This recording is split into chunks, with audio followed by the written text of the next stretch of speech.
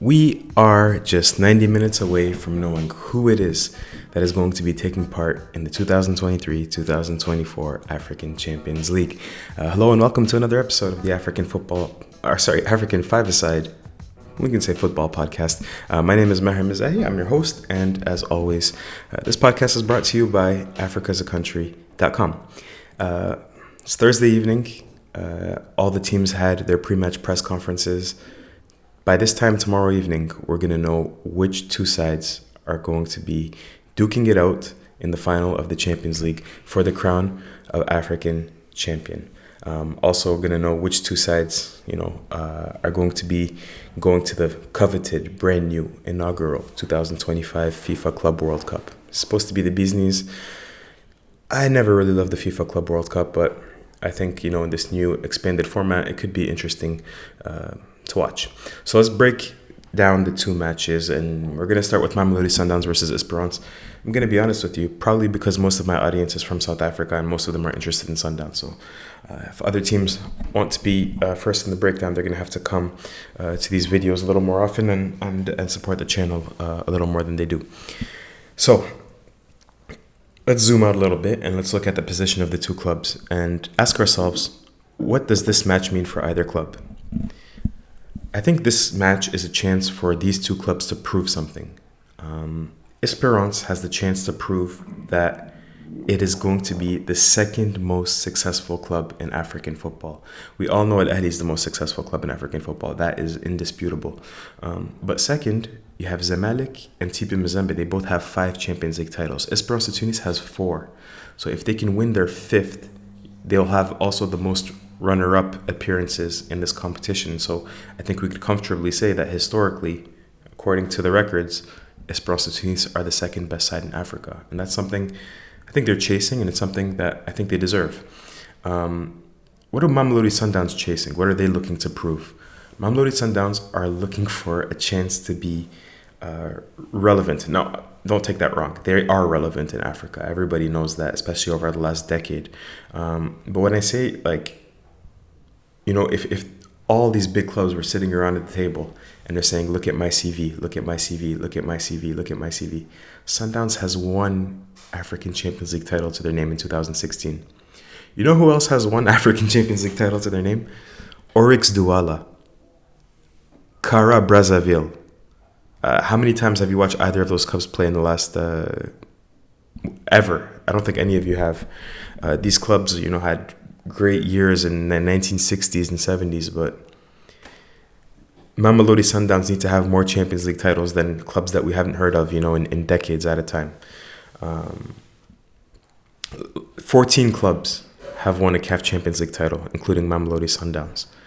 Only 4 clubs have won 2 titles, and in total, 12 clubs have won multiple titles. So they need to really separate themselves, insert themselves into, the best of the rest, and from there they can kick on. So this is a chance for Sundowns to really take a big step when it comes to historical record of the club. Now, before the last match, we said that the big theme for Sundowns was fatigue. Remember, they had played so many matches between the quarterfinals and the first semifinal, whereas Esperance Tunis had only played the one match against US Monastir. Guess what? Things haven't really changed. Mamelodi Sundowns are still dealing with fatigue. They're still dealing with stress. They had a match midweek against Sekhukhune United. They won 2-1 with a completely rotated squad. Esperance Tunis didn't have a match midweek. They fully focused and prepared on Mamelodi Sundowns. Take a look at this. In the next 12 days, starting from today, Thursday, the next 12 days, Mamelodi Sundowns are going to play 5 matches. It's just unreal when you think about it. That's not even 3 matches of rest per, in between each match day. So I think it's normal if people at the club are, going a little crazy, they're stressed, they're fatigued. I don't think it's fair that Sundowns have to go through this.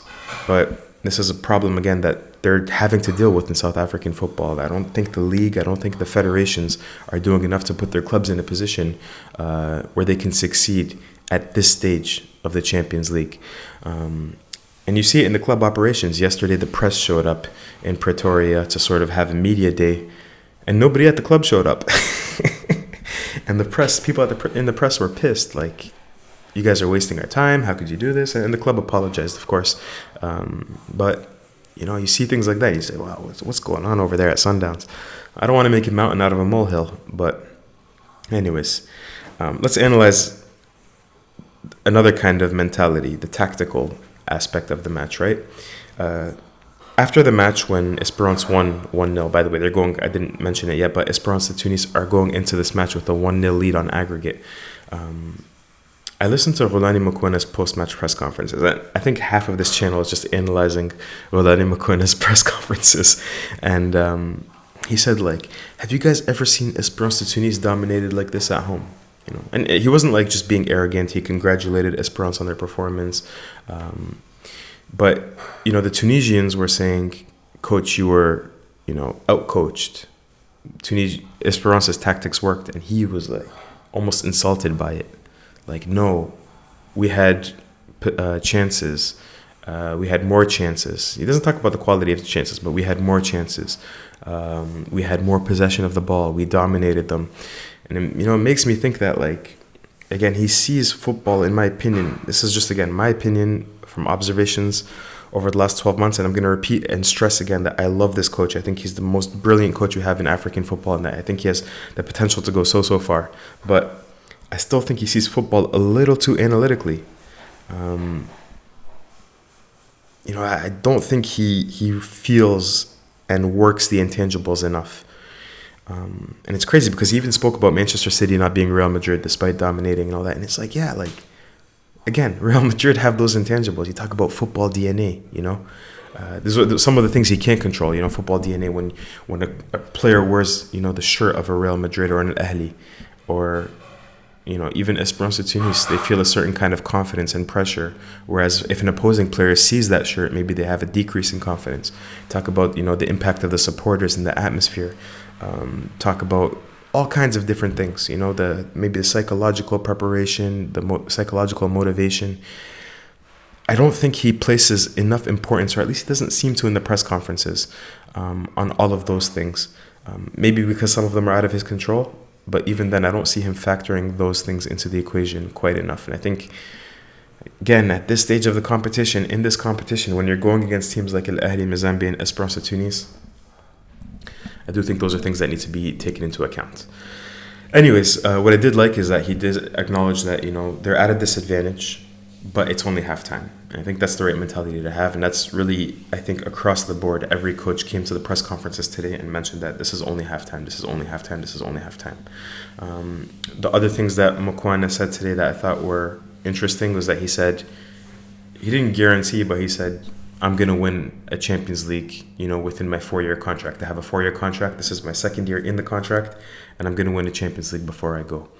I like that confidence. I really, really like that confidence, and I don't think it's displaced confidence because when you look at the quality of players they have, when you look at the quality of coaching they have, there's no reason to believe that Sundowns won't win a CAF Champions League in the next 2.5 years. So yeah, those are my thoughts for Mamelodi Sundowns. Let's talk about Esperance really quickly. Esperance had no match midweek, as I mentioned, and I expect them, and I want you to pay attention to how they defend against Sundowns. They're really going to concede the ball here, and watch how narrow they are to try and cut down any penetrating passes between the lines. They're really going to try to force Sundowns to play the ball out wide. Sundowns doesn't like to cross the ball anyways, and I think that's going to be the main strategy in trying to nullify Sundowns' attack. Another crucial part of this match is going to be how Esperance can sort of bypass Sundowns' counter press, meaning when Sundowns lose possession of the ball, they're going to try to win it back very, very quickly, usually within the first 7 seconds. That's the sort of traditional cardinal rule. If Esperance can survive, make it 10, 15 seconds, make it a counterattack, that does a lot for ruining a team's confidence. And I think Esperance de Tunis will be really placing an emphasis on that. And finally, I think this is going to be one of the biggest ones. Set pieces, set pieces, set pieces, set pieces. Remember, Esperance de Tunis are going in with a 1-0 lead. Mamelodi Sundowns didn't score an away goal. Meaning, if Esperance de Tunis get at least 1 goal, Mamelodi Sundowns have to score 3. And I think, again, one of the things I think Mukwena maybe neglects a little bit is set pieces. And that's one of the things that Esperance de Tunis are very good at. Look for the big defenders like Mohamed Amin Tougai, Yassine Meriah. Look for some pretty great deliveries from the Brazilian winger Jan Sassi that scored the first goal in the first match. Look for long shots from Hussam Tqa. Esperance Tunis know they need a goal, I think. I don't think they can come in and just try to defend 0-0 and want to get to the final of the CAF Champions League. So yeah, I'm going to make a prediction. Again, we've been almost perfect for predictions since the quarterfinals. I think we have been perfect in terms of predicting results, not necessarily score lines. This is a tough one because I really want Esperance to go through to the final, because that way I can at least make it to one leg of the CAF Champions League final, because I know I can get to Tunis. I'm not sure I can get to South Africa. I would love to come to South Africa one day.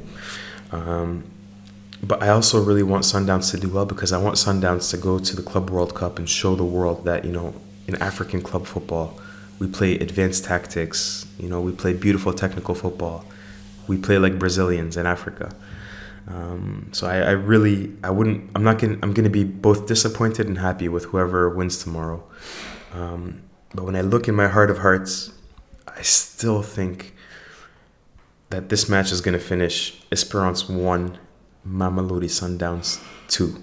I think Esperance are going to nick a goal on a set piece, and I just don't think that Sundowns have been sharp enough in front of goal to score 3 goals. So that's the way I see this tie coming out. It looks like Esperance de Tunis, in my opinion, are going to make it to the final. And I was going to say I hope I'm wrong, but I also don't hope I'm wrong. So either way, congratulations to whoever makes it through. Let's talk about the second match very quickly. Ahly versus TP Mazembe. If we zoomed out for the first match and we said, what are both teams trying to prove? They both have something to prove. Here, we're looking at two clubs that are looking to extend records. Ahly are looking to extend the amount of Champions Leagues they have. They're first, of course. Mazembe are looking to extend and sort of create a little bit of separation between them and Zamalek, and clearly establish them as the second best club in African football history. Mazembe, again, what I liked about their history was, I said this before, their history and their success dates back to the 1960s. And in 1967, 68, 69, 70, they qualified to 4 consecutive finals. The only other club to do that, Ahly. They did it 2005, 2006, 2007, 2008. Oh, and Ahly did it again in the last 4 years. 2019, 20, 21, 2020, 21, 22, 23. And now, Ahly has a chance to be the first club to ever qualify for 5 consecutive African Champions League finals. And how fitting, right? Which other club was going to do that? It was only ever going to be Ahly. Mazembe, though, you talk about recent success for Ahly. Mazembe haven't been to the CAF Champions League final since 2015, when they beat USM of Algiers in that match. So Mazembe want to be back, but before we finish zooming out and zoom back in, I just have one final question is, do they really want to be back? We talked about, throughout the year, some of the political problems that the president, Moise Katumbi, was having, that the club was feeling isolated, not really embraced by all of the Congolese. I'm not going to say the Congolese people, but maybe by some aspects of the government or some members of the government. There are some whispers now in the Congolese press that maybe this billionaire, Moise Katumbi, this really influential figure in the history of TP Mazembe and African football, maybe he's getting ready to let go of the leash for TP Mazembe. Maybe he's contemplating stepping aside. Now, whether that's him completely removing himself from the equation, or maybe just, putting a symbolic figurehead in his place, that's something to be determined. But if he steps away, I do wonder about the continued success of TP Mazembe, which is a shame, because I really liked this year having them back, in this Final Four, and them sort of refinding their roots under Senegalese coach Mamadou Lamine Ndiaye. Now, let's talk about the keys for this match. Here, I think Ahly are going to need at least 2 goals, because Mazembe can score 1. Mazembe, we talked about it, create the most chances in the African Champions League, but they're probably the most wasteful most wasteful club in front of goal as well. But because of the pace they have, because of the amount of strikers they have, and the amount of fresh legs they can substitute in between Philippe Kinzumbi, Joe Bea, Philly Traore, Oscar Kabwit, Patient Mwamba, Glody Lekonza, so many different attacking options, so many different fresh legs. They can, really run at you, and they're so athletic as well. And so it's one of those where I do think Al Ahly have a good chance of keeping a clean sheet, but you can't ever tell with Mazembe. So you have to put in your mind, if you're Al Ahly, that you want at least 2 goals, right? Because I don't think Mazembe are clinical enough to score 2. Not impossible, but not something that I would be willing to bet on. Al Ahly had some good news. Look, the Al Ahly have been. This is what's when I talk about like football and club DNA.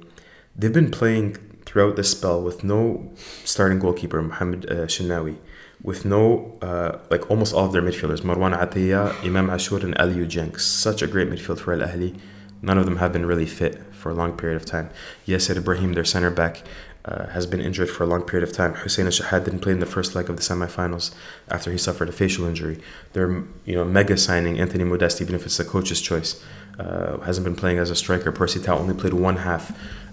Apparently that's because some people at Al Ahly are not happy with how he's been dealing with less playing time. But it's not the stars of Al Ahly that are getting them where they are. That's the thing. Like, they've been playing with, Ahmed Abdel Qadir on the wing, like players that, in my opinion, they're Al Ahly depth pieces. They're not the players that are pulling Al Ahly to the summit of African football, and they've been getting results.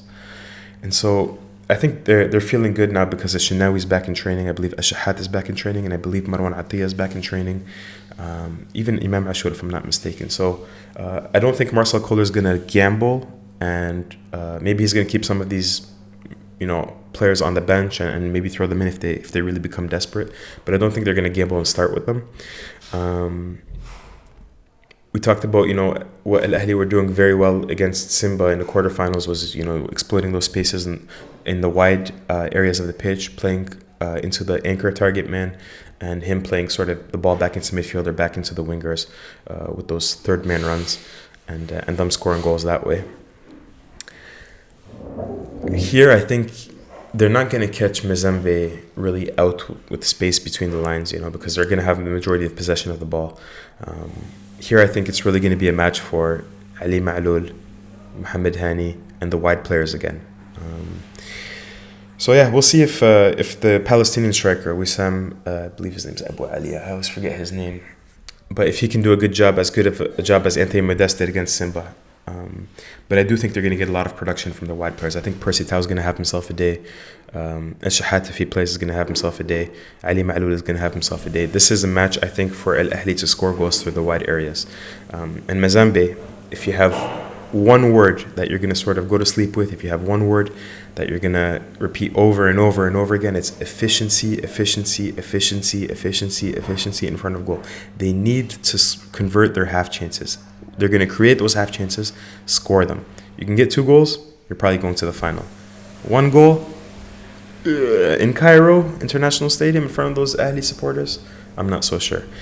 So my prediction is going to be Al Ahly wins this match 2-1. I think Mazembe will get their goal, but Al Ahly are just going to score too much. So 2-1 in both matches for Mamelodi Sundowns and for Al Ahly. But for Sundowns, unfortunately, I don't think that's going to be enough to get them through.